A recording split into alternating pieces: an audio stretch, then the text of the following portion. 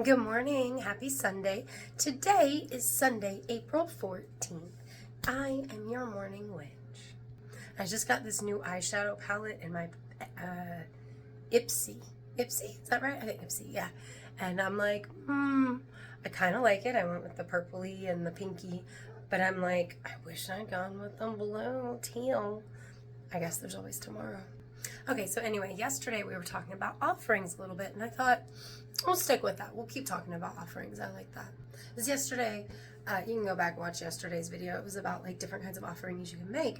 But today specifically, I want to talk about the fact that you can live your life in a way that's continuously giving offerings in most, if not all, of the actions that you take.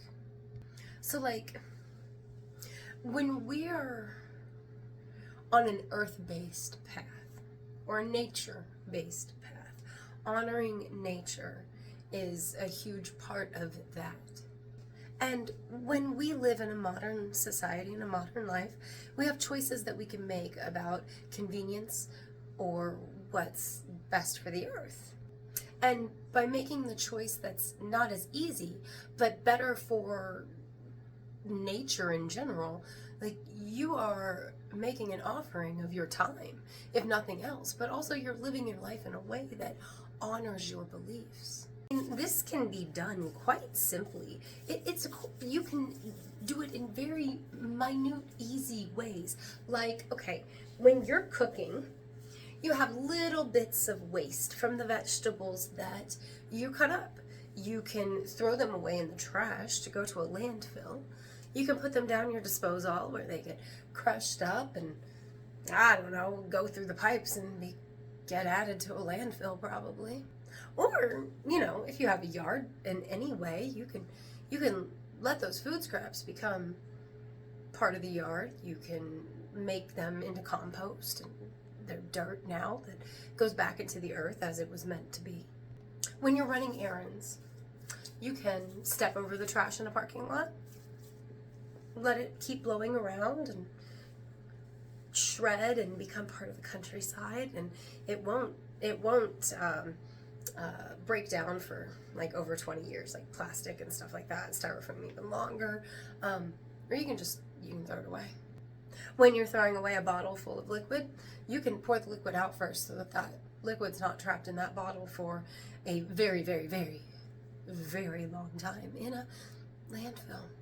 You can take what you're passionate about and educate yourself more and find ways that you can help make this a better place with what you care about. For instance, I'm very connected with death. I am a psychopomp. I'm able to cross the boundaries. You can say whatever you want, but I've been there and it is real. So I'm connected to death. I'm also very connected to mushrooms. My mom had like the 70s Sears mushroom stuff everywhere when I was growing up. I love mushrooms. I'm now only able to eat a pescatarian diet, so mushrooms are a huge part of the protein that I get. I honor them when they're in my yard. I mean, love me some mushrooms, right? Well, I found out that there's a thing called mycelium coffins where, no, mushrooms break down your body instead of being planted in a plot to take up space in the earth, because usually when we're buried, we're embalmed, and that's not good for the earth, and it's like a whole thing.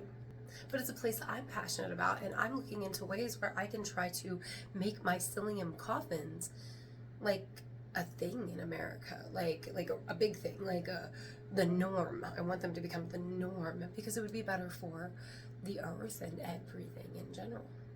So anyway, my point is, there are a lot of ways that you can use your life as offering to the earth, and that doesn't mean unalive yourself. That's not at all what the fuck I'm saying, so don't misunderstand.